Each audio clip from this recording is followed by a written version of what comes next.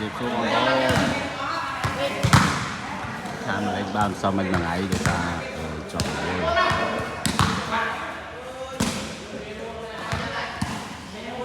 đó bên ly cái chân giờ thì đấy nhưng lên ăn là sơ rồi bài một chỗ rồi lên mà đâu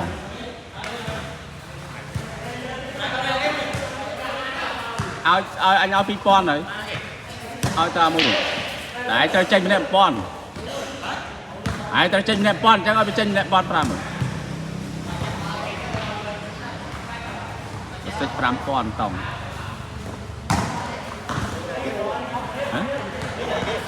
đây trên tổng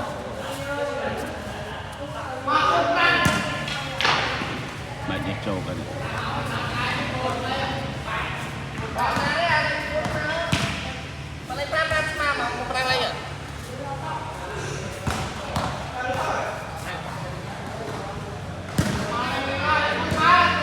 đâu vô pram vậy đâu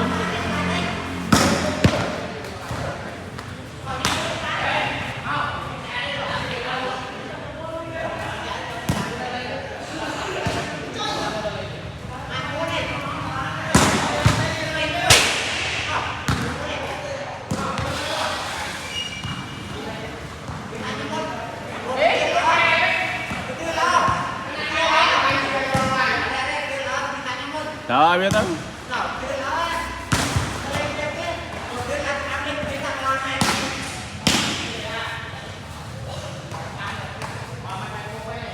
rồi chập đam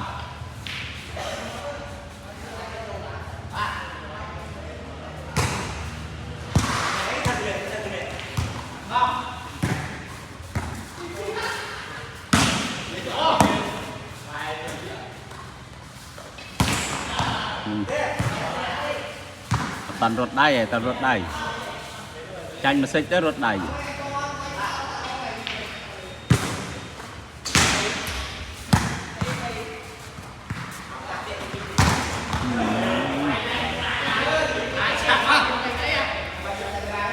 chăm cái láng đọp rọp chăm bật bị xôn mà thôi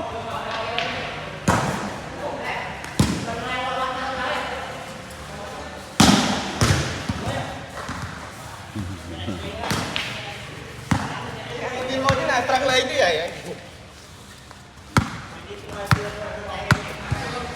vậy?